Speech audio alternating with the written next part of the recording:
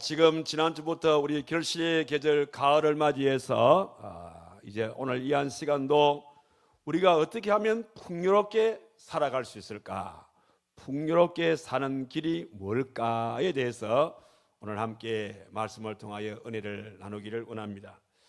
우리가 성경을 읽어보게 되어지면 때로는 우리 예수님께서 우리들에게 참 우리가 감당할 수 없을 정도의 이런 요구사항들을 하고 계시는 말씀을 읽을 때가 있습니다. 오늘 이 읽은 말씀 가운데서도 그런 말씀이 나오는데, 원래 여기 누가복음 6장에 나오는 이 말씀은 우리 예수님의 산상수훈의 말씀입니다. 우리 마태복음 5장, 6장, 7장에 나오는 말씀을 마태가 기록한 말씀으로서 예수님께서 말씀하시는 산상본, 황금본, 이게 산상수훈의 말씀인데, 역시 같은 내용인데 누가가 이 말씀을 역시 기록하고 있는 그런 내용이 되겠습니다. 예수님께서 우리가 감당하기 어려운 그런 내용들을 요구하는 말씀이 이 누가복음 6장의 말씀도 읽어보게 되어지면 나오는데, 어디 나오냐면, 자, 여러분들 보세요. 27절의 말씀을 보세요. 여기 보니까 너희 원수를 사랑하며 너희를 미워하는 자를 선대하며, 27절, 28절, 너희를 저주하는 자를 위하여 축복하며 너희를 모욕하는 자를 위하여 기도하라. 그다음에 9절, 너희 입밤을 치는 자에게 젖밤을 돌려대며 네 겉옷을 빼앗는 자에게 속옷도 거절하지 말라. 이게 예수님께서 우리들에게 요구하시는 말씀인데, 이게 상당히 여러분들 우리가 이거 읽어보면 이게 과연 가능할까? 불가능하게 보이는 말씀을 예수님께서는 자연스럽게 우리들에게 요구하고 있다 이 말입니다. 그런데 조금 더 우리 깊이 있게 이 말씀을 한번 더 우리가 잘 새겨보게 되어지면 이게 전혀 불가능한 것이 아닙니다. 우리들도 충분히 할 수 있는 일이기 때문에 우리 예수님께서 이 말씀을 하지 않았겠는가, 그렇게 생각할 수가 있고, 이 말씀의 내용을 우리가 좀 더 깊이 읽게 보게 되어지면, 물론 이 말씀을 문자적으로 하라 이런 의미의 말씀도 있지만은, 이 말씀의 내용의 깊은 뜻은 이런 정신을 가지고 세상을 살아가야 한다라는 이런 의미의 말씀이 이 말씀에 더욱더 깊이 있음을 보게 되었습니다. 그래서 너희가 이렇게 살게 되어질 때에 결과적으로 단순히 사는 거로 끝나지 않고, 네가 그렇게 살았다면 그 모든 삶이 다시금 너에게 축복으로 오게 되어진다라는 그런 의미의 말씀으로 이 말씀을 하시면서, 이 말씀을 결론 짓는 말씀이 바로 오늘 읽은 이 누가복음 6장 38절에 나오는 말씀입니다. 이런 아름다운 삶을 사는 사람은 결과적으로 이런 삶이 된다는 거예요. 그게 바로 뭐냐면 주라, 그리하면 너희에게 줄 것이니 곧 후이되어 누르고 흔들어 넘치도록 하여서 너희에게 안겨주리라. 보세요. 너희가 헤아리는 그 헤아림으로 너희도 헤아림을 도로 받을 것이니라. 네가 이렇게 살게 되어지면 하나님께서는 거기서 끝나는 것이 아니라 네가 한 그 아름다운 수고 위에 씨 뿌리는 비유를 통해서는 내가 다시금 그것을 너희에게 복으로 내가 허락할 것인데, 그 축복은 30배로 60배로 100배에 넘치는 복으로 내가 너희에게 안겨줄 것이다. 그렇게 하나님께서 말씀하고 있음을 보게 되었습니다. 자, 이 말씀의 배경은 이스라엘입니다. 이스라엘인데, 이 이스라엘 가게 되어지면 우리 하나님께서 이렇게 꼭 우리가 실천에 옮길 이런 말씀들은 자연 환경을 많이 인용을 하시거든요. 지금 이 말씀도 이 이스라엘 백성들에게 무엇을 상기시키냐면 두 개의 바다를 상기시키는 겁니다. 여러분, 이스라엘 가게 되어지면 두 개의 바다가 있어요. 물론 이 이스라엘 사람들이 바다의 개념이라는 것은 우리가 생각하는 바다하고 다릅니다. 그는 사막지대이기 때문에 바다라는 것은 뭐냐면 넓은 공간, 그러니까 그래서 우리 갈릴리 바다라 하기도 하고 갈릴리 호수라 하기도 이렇게 하지 않습니까? 이게 넓은 공간의 개념을 말할 때 바다라는 그런 개념을 쓰는 겁니다. 그런 개념으로서 이스라엘은 그게 두 개의 바다가 있는데, 하나는 살아있는 바다고 하나는 죽어있는 바다입니다. 살아있는 바다는 갈릴리 바다고 죽은 바다를 일컬어서 우리는 사해 바다라, 그렇게 말씀을 하는 겁니다. 그런데 공교롭게도 갈릴리 바다와 사해 바다의 출발점이 어디냐? 바로 그것은 헬몬산입니다. 결국은 이 갈릴리 바다와 이 사해 바다는 헬몬산에 눈 녹은 물이 계곡을 타고 내려와서 어디에 제일 먼저 유입이 되냐면 갈릴리 바다에 그 모든 이 눈 녹은 물이 유입이 됩니다. 그러면 갈릴리 바다는 그 물을 받아가지고 요단강으로 흘러보내는 겁니다. 요단강은 다시 그 물을 어디로 내려보내냐면 바로 사해 바다로 내려보내게 되는 겁니다. 이렇게 갈릴리 바다는 헬몬산의 눈 녹은 물을 받아가지고 요단강을 통해서 사해 바다로 내려보내다 보니까 갈릴리 바다에 가게 되어지면 수많은 이 고기들이 뛰놀고 있습니다. 여러분, 갈릴리 바다에 살고 있는 어종을 보니까 약 37가지 종류의 어종이 거기에 산다는 겁니다. 더 놀라운 사실은 이스라엘 사람들의 35%의 이 물이 이 갈릴리 바다에서 공급되어지는 물을 그들은 먹고 있습니다. 이렇게 갈릴리 바다는 받은 것을 요단강을 통해서 다시금 내려보내게 되니까 그 갈릴리 바다는 살아서 숨쉬는 바다가 되는 겁니다. 거기 반해서 사해 바다는 어떠느냐? 사해 바다는 매일 갈릴리 바다에서 흘러내려오는 그 물을 약 500만 톤씩을 받습니다. 500만 톤씩을 받는데 우리가 생각할 때는 하루에 500만 톤씩을 받으면 굉장하겠구나. 그런데 진작 사해 바다는 받은 것을 그대로 다 움켜 잡는 겁니다. 그러다 보니까 사해 바다는 죽음의 바다가 되는 겁니다. 여러분, 혹시 성지순례 가시면은 여러분들 한번 사해 바다를 한번 갔다 오십시오.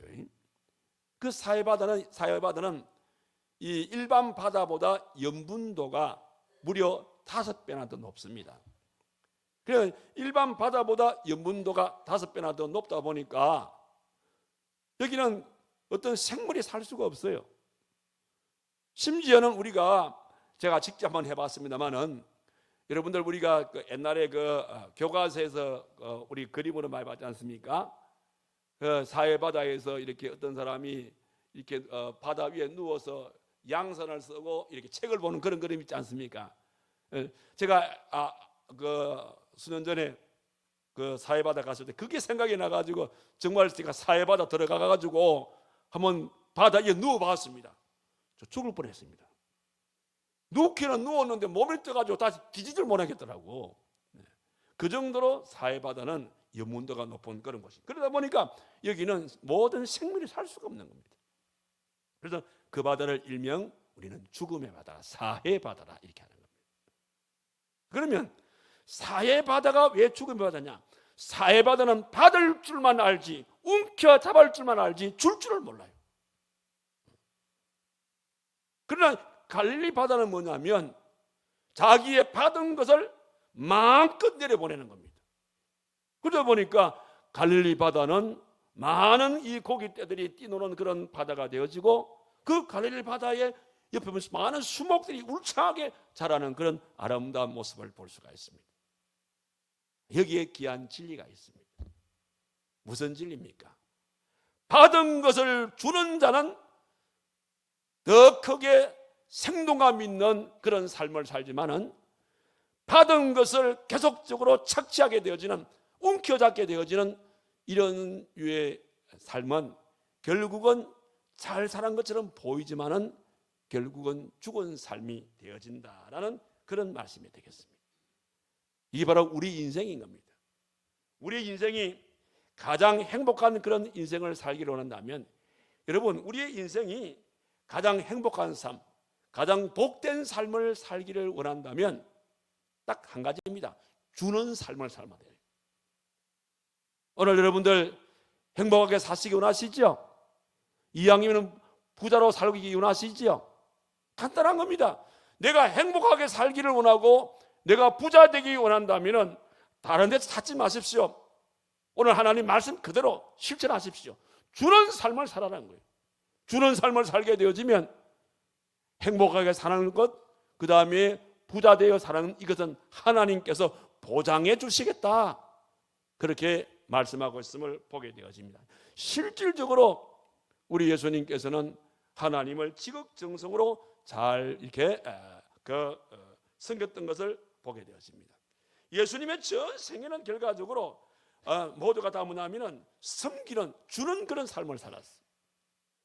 그래서 사도행전 20장 35절의 말씀 보니까 우리 예수님께서 친히 말씀하시기를 뭐라 그랬습니까? 주는 것이 받는 것보다 복이 있다. 주는 것이 받는 것보다 복이 있다, 이렇게 말씀하고 있음을 보게 되어집니다.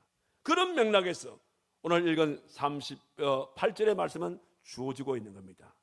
자, 우리 예수님께서 주는 것이 받는 것보다 복이다 그러는데, 그 복이 어떤 복이냐, 어느 정도의 복을 받느냐, 그걸 말씀할 때에, 자, 우리 38절 우리 그런 맥락에서 한번 다 같이 한번 봅시다. 여기 보니까 주라, 전제했죠. 주라, 그리하면 너희에게 줄 것이니 곧 후히되어 누르고 흔들어 그것도 넘치도록 하여서 너희에게 그것도 안겨주리라.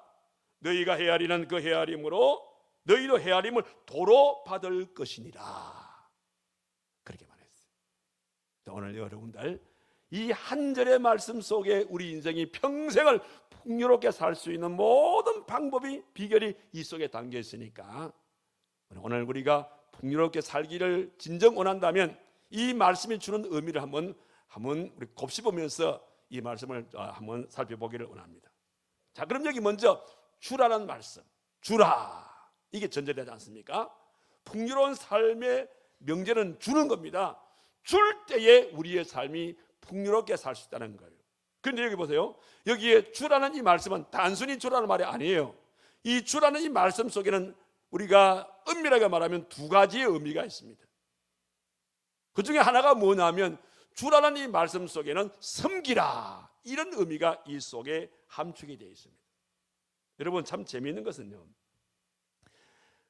하나님께서 우리 인간을 창조하시게 되어질 때에 의미 없이 창조하지 않았어요. 하나님이 우리 인생을 창조하실 때에 아주 의미 있게 창조했습니다. 어떤 의미냐면 사람이 일을 하게 되어지면 자연스럽게 사람의 마음에 그 일에 대해서 보람을 느끼도록, 그리고 그 일을 통해서 마음의 기쁨을 누릴 수 있도록 이렇게 의미 있게 만들어 놨어요. 또 하나님이 우리 인간들이 우리 이웃을 진정으로 섬기게 되어질 때에 이웃을 섬기는 자에게는 어떤 그 의미 있는 마음을 주냐면 이웃을 섬기게 되어질 때에 그 속에서 삶의 맛을 느끼도록 만들어 놨어요. 이게 우리 인간인 것입니다. 그래서 우리 예수님께서 이 땅에 오신 목적을 말씀하실 때에 마가복음 10장 45절에서 뭐라 그랬습니까? 바로 내가 온 것은 섬김을 받으려고 온 것이 아니라 섬기기 위해서 이 땅에 왔노라고 그렇게 말씀하고 있음을 보게 되었습니다. 그러니까 풍요롭게 살 수 있는 것은 하나의 주는 것이 전제가 되는 것인데, 그 준다는 것은 결과적으로 하나의 섬긴다는, 섬김이 바로 주는 하나의 모습이 된다, 이 말입니다. 자, 어느 주일학교 교회 선생님이 자기 반 아이들한테 이런 재미있는 얘기를 들려준 적이 있었어요. 뭐냐면 어느 날 그 하늘나라 천사가 잠시 이 세상에 내려왔다는 거예요. 왜 내려왔냐면 하나님께서 너는 저 세상에 내려가서 가장 아름다운 손을 가진 자에게 하나님의 하늘나라의 영광스러운 이 팔찌를 그 손에다가 걸어주도록, 가장 아름다운 손에 이 팔찌를 이렇게 걸어주도록 그런 이제 사명을 통해서 이 땅에 보내주었어요. 그래서 이 천사가 이 땅에 내려와 가지고 온 곳을 다 다녀봅니다. 그래서 하나님께서 말씀하시는 그 아름다운 손이 어떤 손일까? 누가 가장 아름다운 손일까? 하면서 온 것을 다 돌아보니만은 하나님이 기대하시는, 그가 찾는 아름다운 손을 찾아볼 수가 없었어요. 그래서 그런 가운데에 어느 숲속에 외딴 집 하나를 발견합니다. 그래서 그날 이 외딴 집에서 하룻밤을 자고 가야겠다 생각을 하고 그 외딴 집에 들어갔어요. 들어가 보니까 거기에 세 딸이 있는 거야. 세 딸이. 그래서 그 세 딸한테 내가 하늘에서 온 천사다 이렇게 말하면서 내가 온 것은 이 세상에서 가장 아름다운 손에 이 영광의 팔찌를 내가 여기에 걸어주기 위해서 왔노라고 그렇게 얘기했어요. 그러니까 이 세 딸이 기뻐하면서 제일 먼저 첫 딸이 천사님 제 손을 한번 보십시오. 제 손이 얼마나 아름답습니까? 내가 이 손이 어떤 손이냐면요, 내가 이 손이 아름답게 보이면 늘 내가 이 손을 내가 가꿉니다. 그 정도가 아니고 나는 늘 꽃을 만집니다. 꽃을 만지니까 늘 내 손에서는 꽃 향기가 그윽합니다. 그러니 내 손이 제일 아름다운 손인 것 같으니까 여기다가 좀 여기다 걸어달라고. 이러니까 천사가 가만히 보고 그냥 아무 얘기가 없어요. 그러니까 이제 첫째 딸이 말이 끝나자마자 둘째 딸이 천사님 내 손 지금 아무것도 아니에요. 내 손을 보십시오. 내 손을 갖다. 저는요, 나는 내 손에 조그마한 먼지 하나 묻어도 저는 내가 못 참는 성격입니다. 저는 늘 씻습니다. 늘 오늘도 내가 몇 번 씻었습니다. 내 손이 얼마나 깨끗합니까? 그런데 이게 제일 아름다운 손이라는 거예요. 이렇게 자랑을 하는 거예요. 그런데 역시 마찬가지로 천사가 다른 얘기가 없어요. 그런데 마지막 막내 세 번째 딸은 막 언니들이 막 자기 손이 아름답고 예쁘다고 자랑하는데 이 막내는 아무 얘기를 안 하는 기라, 자랑을 안 하는 기라. 그러니까 천사가 막내한테 니도 네 손을 한번 자랑해봐라 이러는 거예요. 그러니까 이 막내가 천사님, 나는요 내 손은 자랑할 만한 손이 아니에요. 나는 늘 설거지를 하다 보니까 늘 손이 거칠어요. 그리고 겨울에 설거지하면서 그 추운 겨울날 얼음물에다가 내 손을 넣다 보니까 손이 부르트기도 하고 갈라지기도 하고 피도 나기도 하고 참 볼품없는 손이라서 부끄러워서 손을 내밀 수가 없어요 이라는 거야. 그러니까 천사가 아니야 한번 손을 내봐. 손을 내보니까 이 딸이 한 얘기대로 자기 그 손이 거칠고 갈라지고 뭐 그런 거예요. 그때 천사가 빙글 웃으면서 바로 이 손이야. 내가 찾는 손이 이 손이야. 하늘의 영광의 팔찌를 낄 수 있는 손은 바로 이런 손이야. 남을 위해서 희생할 줄 알고 그러면서 남을 섬길 줄 아는 이 손이야말로 가장 아름다운 손이고 바로 하나님이 찾는 이 손이야. 그러면서 셋째 딸한테 영광의 팔찌를 그렇게 걸어 주었다는 그 얘기가 있습니다. 여러분, 이게 바로 누구의 삶입니까? 바로 우리 예수님의 삶이십니다. 예수님은 철두철미하게 섬기는 삶을 살았어요. 이 땅에서 하나님을 잘 섬겼습니다. 하나님은 섬겼습니까? 미약한 우리 인생들을 잘 섬겼습니다. 말씀으로 섬겼습니다. 기도로 섬겼습니다. 때로는 병을 치료하시며 섬겼습니다. 나중에는 제자들의 발까지 씻어주시면서 끝까지 마지막까지 우리 예수님은 섬김의 삶을 살았던 것을 볼 수가 있습니다. 그런 연고로 오늘 저와 여러분들 풍요로운 삶을 사는 첫 번째 비결은 섬김의 삶인 거예요. 자, 그러면 오늘 저와 여러분들은 하나님을 섬길 때에 어떻게 섬겨야 이 복을 누릴 수 있을까요? 오늘 저와 여러분들이 하나님을 섬길 때에 우리 성도들이 하나님을 섬기는 가장 으뜸이 되는 것은 뭐냐면요, 바로 예배입니다. 예배. 오늘 이 순간, 지금 이 순간이 어떤 면에서 하나님을 섬기고 있는 우리의 가장 아름다운 모습인 것입니다. 왜 그런 줄 아세요? 바로 그것은 이 예배 시간을 통해서 하나님은 우리와 더불어서 교제하기 원하십니다. 이 예배 시간을 통해서 하나님께서는 우리에게 일용할 양식을 주시기 원하시는 겁니다. 그래서 요한복음 4장 24절의 말씀 보니까 하나님은 영이시니 예배하는 자가 영과 진리로 하나님께 예배를 하라, 그렇게 말씀하고 있습니다. 그래서 예배를 통해서 하나님은 우리의 섬김을 잘 기뻐하시고 그 예배를 정성껏 드리는 자를 하나님은 풍성한 삶으로 인도하신다, 그렇게 말했어요. 그래서 여러분들, 우리가 참 모여서 하나님께 예배를 드릴 때마다 우리가 영과 진리로서 온갖 정성 다해서 하나님께 예배를 드려서 여러분의 삶이 예배를 통하여 풍성한 삶을 누릴 수 있는 여러분의 삶 되기를 주님의 이름으로 축원합니다. 그리고 한 걸음 더 나가서 우리가 하나님을 섬기는 두 번째 방법은 뭐냐면 우리가 하나님께 시간을 드렸어, 내 몸을 드렸어, 또 더 나가서는 나의 재능을 드렸어, 더 나가서는 물질을 하나님께 드림으로써 하나님을 섬길 수 있는 그런 믿음의 사람이 되는 겁니다. 특히 오늘처럼 우리 교회가 이 성전에 우리가 냉난방 이 교체를 위해서 오늘 특별한 것은 나라 아닙니까? 여러분 정말 이 날이 바로 뭐냐면 우리가 하나님을 지극정성으로 섬길 수 있는 좋은 기회를 받은 날입니다. 왜 그런가 하면 하나님이 우리에게 베풀어 주신 은혜를 생각해 보십시오. 하나님께서 우리에게 주시는 그런 놀라운 축복을 생각해 보십시오. 우리는 하나님의 은혜를 받은 사람들입니다. 우리는 하나님의 복을 받은 사람들인 겁니다. 그래서 하나님께서 우리에게 또 새로운 섬김의 그런 기회 속에서 오늘 이와 같은 귀한 일을 허락해 주었다는 사실입니다. 자, 이런 일들에 대해서 사도 바울은 헌금의 원리를 잘 설명을 해주는데 어디 그런 말씀이 나오냐면 바울이 고린도 교회 교우들을 향해서 헌금의 원리를 얘기할 때에 고린도후서 9장 6절과 8절에서 이렇게 얘기하고 있습니다.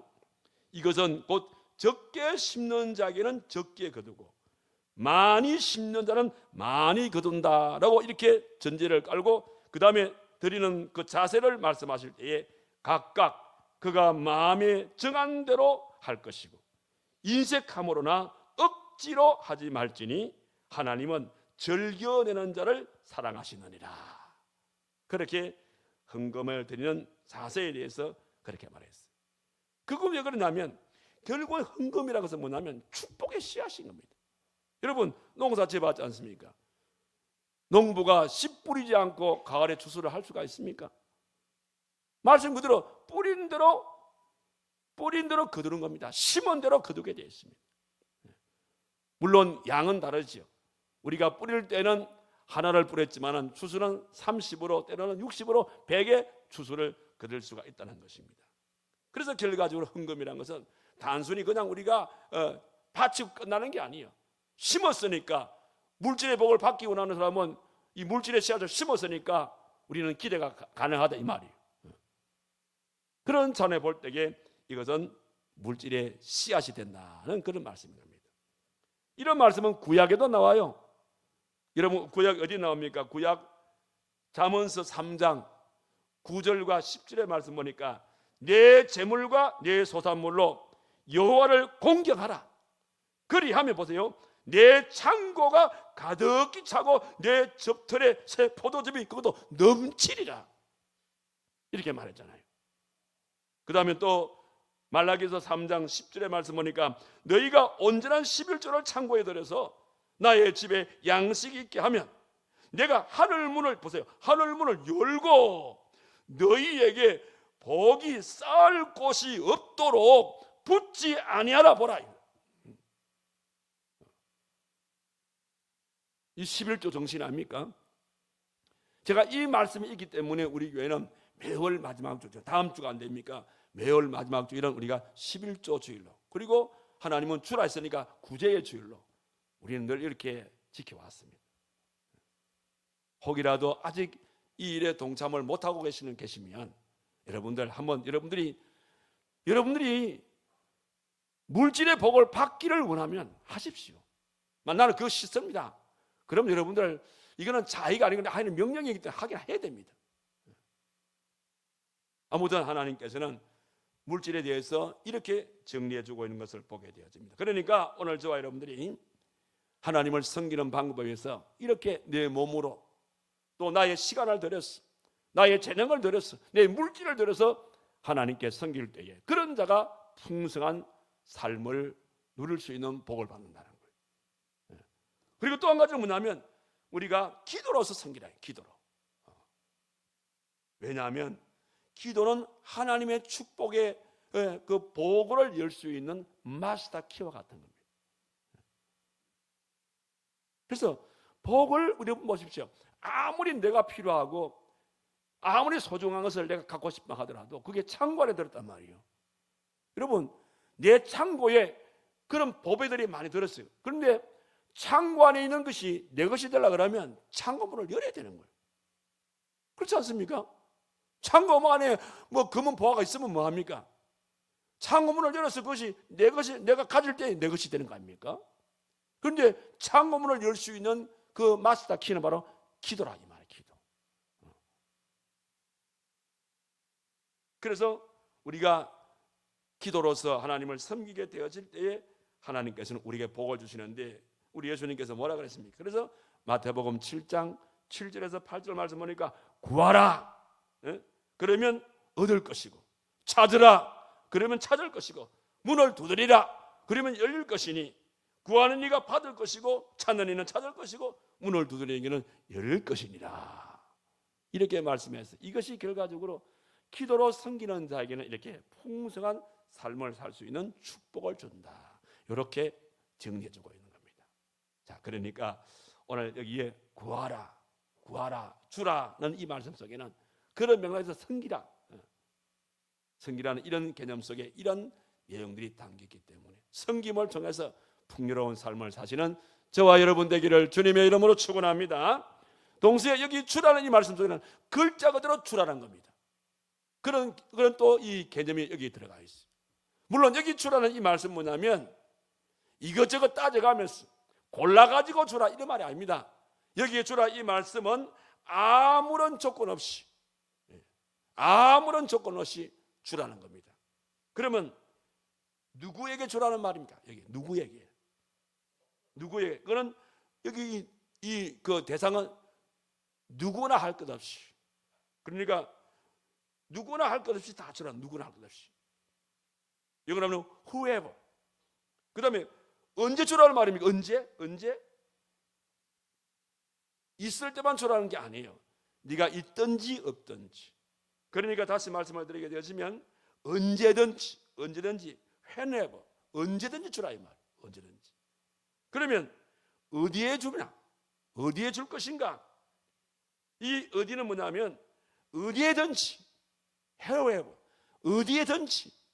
다시 말씀을 드리면 가정에도, 그 다음에 직장에도, 그 다음에 학교에도, 그 다음에 교회에도 어디든지 이렇게 우리는 주는 삶을 살아라, 그런 말씀입니다. 이런 삶을 살게 되어질 때에 오늘 주님은 우리에게 뭐라고 하십니까? 자, 그러니까 주라. 그러면 이렇게 섬기며 주게 되어지면, 그리하면 이렇게 살게 되어지면 말입니다. 그러면 너희에게 줄 것이니, 누가 준단 말입니까? 누가? 이걸 우리가 줄 때에, 섬길 때 누가 준다는 말입니까? 너희에게 줄 것이니, 이건 하나님이 주신다는 말이에요. 하나님이. 여러분, 우리 하나님은 절대로 거짓말하지 않습니다. 믿습니까? 하나님은 빚지고 지나시는 분이 아닙니다. 하나님은 반드시 갚아주시는 하나님인 줄 여러분들 다 믿으시죠? 그럼 우리 하나님은, 여러분, 하신 말씀에 대해서 거짓말하지 않고, 우리 하나님은 빚지고 살지 아니하고, 우리 하나님은 반드시 갚아주시는 분이십니다. 자, 그런데 보세요. 여기에 그 하나님이 우리에게 뭐라 했냐면, 내가 너에게 줄 것이니 그랬어요. 자, 여기서 우리 여러분들, 사람의 손과 하나님의 손, 누가 더 크겠습니까? 사람의 손이 크겠어요? 하나님의 손이 크겠어요? 그럼 뭐 여러분들 뭐 두말하면 잔소리지 뭐. 네? 하나님의 손이 훨씬 더 크죠. 만약에 주라 그리하면 너의 이웃이 어느 사람이 줄 것이다, 그건 별로 의미가 없어요. 네? 왜냐하면 지 손이나 내 손이나. 그런데 하나님께서 주라 그리하면 줄 것이니 누가? 내가, 하나님이 준다 했어요. 여러분, 하나님의 손은 우리 인간이 청량할 수 없는 그런 손인 것입니다. 그러니까 하나님이 주신다고 할 때 그 주심의 그 양은 사람으로서 우리가 감히 청량할 수가 없어요. 그런 엄청난 그런 하나님의 복을 주기 때문에 우리의 삶이 풍요롭지 않을 수가 없는 것이죠. 자, 실질적으로 그런 삶을 통해서 복을 받은 사람이 있습니다. 그 누굽니까? 바로 락펠러라는 사람이에요. 이 록펠러라는 사람인데, 여러분 이 록펠러의 얘기는 여러분 다 웬만한 분들 다 아시는데, 이분은 특별히 주는 삶을 통해 가지고 복을 사람 중에 한 사람이기 때문에 소개를 하고 싶어요. 이 록펠러라는 사람이요, 어릴 때의 꿈이 뭐냐면 나는 세계 제일 부자가 되는 것이 꿈이다. 그래서 이 록펠러가 어릴 때부터 그 꿈을 가지고 꿈을 현실로 만들기 위해서 진짜로 열심히 공부했어. 열심히 공부하고 이렇게 해가지고 진짜 그 나이 33살 때에, 벌써 이 사람은 그의 나이 33살 때에 백만장자에 제했어요. 백만장자. 어떻게? 그 나이에 그 당시에 스탠다드 이 석유 회사를 자기가 만들어서 거기 사장이 된 겁니다. 스탠다드 석유 회사의 사장이야. 그러니까 돈을 엄청나게 많이 버는 거예요. 그 33살 때에 벌써 백만장자의 대회에 들어간 겁니다. 그리고 10년 후에 43살에는 어떻게 됐냐면 이 사람이 더 돈을 많이 벌어가지고 이제는 어떻게 됐냐면 세계적인 그런 총수의 자리에 올라갔어요. 세계의 그런 업계에 총수의 자리에 올라갔어요. 그리고 또 10년 후에 그의 나이 53살 때에는 뭐냐면 세계에서 단 한 명밖에 없는 억만장자가 된 거예요. 억만장자. 엄청난 분이죠. 자, 그런데 억만장자가 되고 난 다음에 돈 버는 곳에만 혈안돼 가지고 살아버려. 자기 몸을 돌보지를 못한 거야. 그런데 어느 날 몸이 안 좋은 거예요. 그러면서 갑자기 머리카락이 빠지기 시작해요. 머리카락이 빠지게 되어지고 잠이 안 와요. 머리카락이 빠지고 잠이 오지 않으면서, 그러니까 음식의 맛을 모르겠어. 그리고 음식을 먹을 수가 없어. 억만장자만 뭐합니까? 음식을 먹을 수가 없단 말이에요. 기껏해봐도 하루에 음식이 먹는 것은 뭐냐면 비스켓 한 조각, 우유 한 잔, 그 이상은 먹을 수가 없어요. 그런 가운데에 의사의 진단을 받아보니까 이게 불치해병이에요. 살아날 수 있는 불치해병 걸린 겁니다. 의사가 하는 말이, 선생님은, 회장님은 앞으로 1년, 길어봤자 1년 이상은 못 삽니다. 그러니까 남은 생에 막 하고 싶은 거 마음껏 하시고 그래 사십시오. 이런 거예요. 기가 참기라. 내가 세계의 억만장자란 말이에요. 이제 억만장자가 되어가지고 좀 뭔가 이제 한번 누리고 싶다, 이런 마음에 드는 순간 이 불치병에 걸렸으니 얼마나 인생이 험하겠습니까? 그래가지고 이분이 참 울고 불고 난립니다. 그런데 어느 날 우연히 성경을 읽는 가운데에 어디에 눈이 딱 꽂혔냐면 누가복음 6장 38절의 말씀에 눈이 딱 꽂힌 겁니다. 무슨 말씀입니까? 오늘 이 말씀, 주라 그리하면 너희에게 줄 것이니 호일에 누르고 흔들어 넘치도록 그것도 너희가 안겨주리라. 너희가 헤아리는 그 헤아림으로 너희도 헤아림을 도로 받을 것이니, 이 말씀에 딱 꽂힌 겁니다. 그래, 내가 1년밖에 못 산다 그러니까 이 가진 거 다 가지면 뭐하겠나? 그래, 이 말씀대로 지금부터 움켜잡았던 내 손을 펴는 운동을 해보자. 그때부터 이 락펠러는 하여튼 자기가 가지고 있는 걸 주기 위해서 이곳저곳 찾으면서 자선 사업들을 많이 합니다. 가난한 사람을 도와주고 그렇게 되는데, 여러분 우리 교회가 지금 11월 9일 날 제22회 노인대학 가을대 운동에 지금 1,500명 목표를 해서 준비를 하고 있습니다. 자, 그래서 이 어르신들 우리 오시게 되어지면 식사도 대접을 해야 되고 선물도 드려야 되고 하는 여러 가지 일들이 있는데, 이 선물이 보통 이게 1,500명이니까 적은 게 아니잖아요. 그런데 어느 날 저한테 우리 민홍철 집사님께서 목사님 어느 그 단체에서 지역에 이런 생필품 있지 않습니까? 이런 생필품을 이렇게 그 자원단체에서 이렇게 나눠주는데, 혹시 목사님 노인대학에 그거 필요합니까? 필요하지요. 그래 얼마나 됩니까? 그러니까 아마 이게 결정이 되어지면 그 생필품인데 한 11톤 트럭에 한 차 정도 될 겁니다. 깜짝 놀랐어. 여러분 11톤 트럭이 나는 얼마나 큰지 잘 모르겠어요. 그게 생필품이 그러니까 우리 그 생필품 있지 않습니까? 그게 11톤 트럭이 한 트럭 같으면은 한 1,500명 부는 게 나눠드려도 안 되겠나 이런 마음이 들더라고요. 그 내용은 뭡니까? 그러니까 뭐 샴푸도 있고 뭐 치약도 있고 뭐 다양하답니다. 그래 좋다. 그런데 한 가지 꼭 명심하실 것은 1,500명 목표인데 절대 모자라면 안 됩니다. 모자라면 오히려 안중보도 못합니다.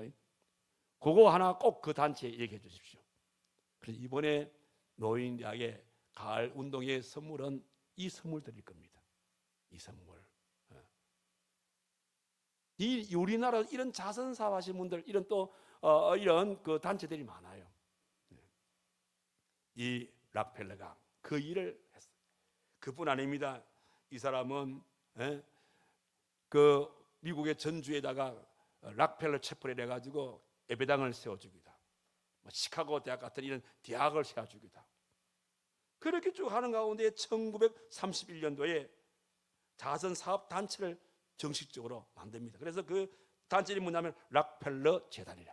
락펠러 재단. 그래 만든 거예요. 그래가지고 1년밖에 못 산다는 사람이 막 여기 분주해가지고 1년의 세월을 잃어버렸어. 근데 안 죽었어.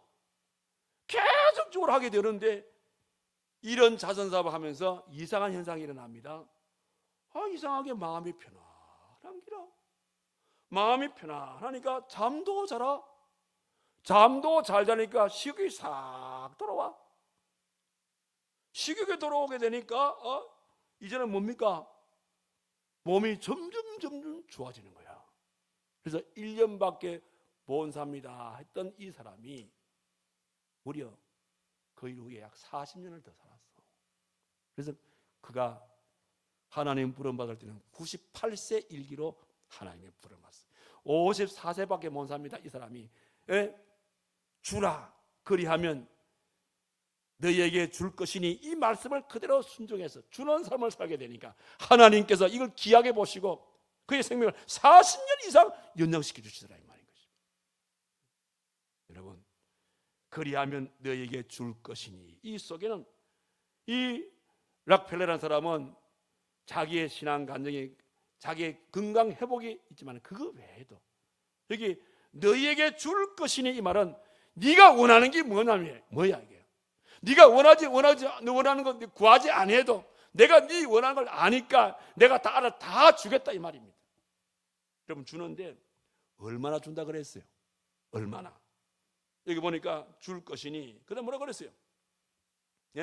곧 후이되어 그 다음에 그것도 누르고 흔들어서 넘치도록 너희에게 안겨주려 그러지 않습니까? 자, 이 말을 우리가 조금 더 우리가 좀 말씀을 설명하겠습니다. 여기 보니까 후이되어라 했죠. 후이되어. 이 후이되어 이 개념은 뭐냐면 여러분들 오병이어의 개념을 생각하십시오. 보리떡 5개와 물고기 2마리를 통해서 장정만 해도 5,000명을 먹이고 12강주리가 남는 이 후이되어라는 것은 바로 그런 개념입니다. 그러한 내가 복을 주겠다 이 말이고요. 그 다음에 여기 누른다. 이 누른다는 것은 뭐냐면 그냥 누르는 게 아니라 꽉꽉 채운다. 꽉꽉 채워주겠다 이 말입니다. 그리고 흔들어 넘치도록 안겨주리라.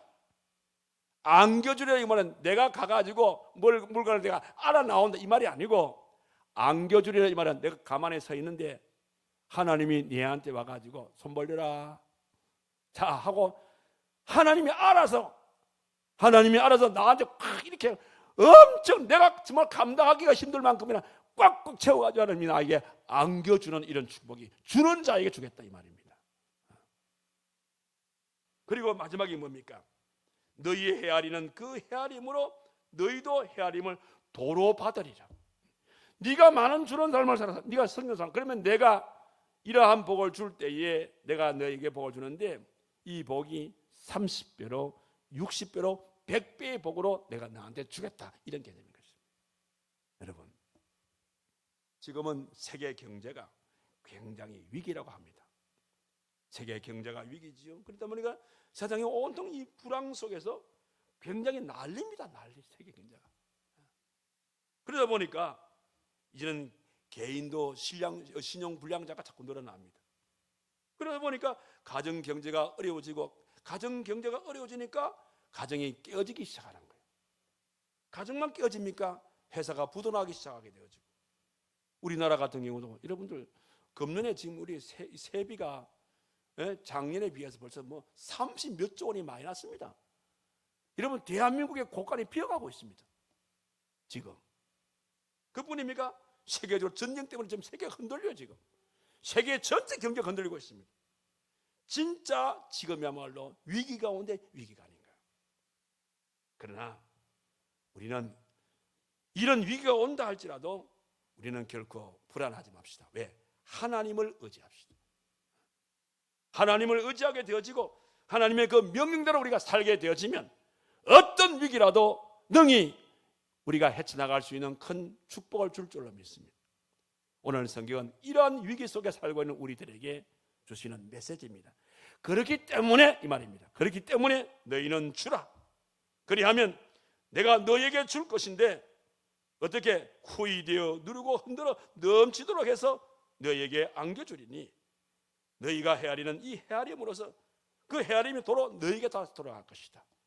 그러니 걱정하지 말고 주는 삶을 살아라. 그러면 너희 남은 인생은 풍요로운 삶이 될 것이다. 그런 하나님의 말씀으로 우리 주시는 말씀입니다. 오늘 저와 여러분들 현실을 바라보면서 여러분 위기라고 부르짖지 마시고 이런 위기가 나에는 기회다. 어떤 기회냐? 복을 받는 기회다. 풍요롭게 살 수 있는 그런 기회다. 그래야 하시고 위기를 기회로 삼아서 그래서 주는 삶을 통하여 우리 남은 생애를 풍요롭게 살아가시는 저와 여러분 되기를 주님의 이름으로 축원합니다. 기도합시다. 자비로우신 살아계신 하나님 아버지, 위기 속에 살고 있는 저들에게 풍요로운 삶을 사는 비결을 말씀을 조명하여 허락해 주시니 감사를 드립니다. 오히려 이러한 때에 우리는 받는 것이 아니라 주는 삶을 우리에게 요구해 주었습니다. 주라, 그리하면 내가 너에게 줄 것인데 하나님이 우리에게 주실 때는 되어서 누르고 흔들어 넘치도록 그것도 안겨줄 것이고 또 그 축복이 네가 준 그 모든 것들이 다시 너에게 다시 돌아가는 그런 아름다운 복을 허락해서 네 남은 인생은 풍요롭게 살 수 있을 것을 하나님이 오늘 말씀을 통하여 저들에게 보장해 주셨습니다. 허락하신 주의 말씀으로 아멘으로 받았으니 생활 속에 실천에 옮겼어. 우리의 남은 생에는 주 안에서 풍요롭게 살아갈 수 있는 우리 모두가 되게 하여 주시옵소서. 예수님의 이름으로 기도하옵나이다. 아멘.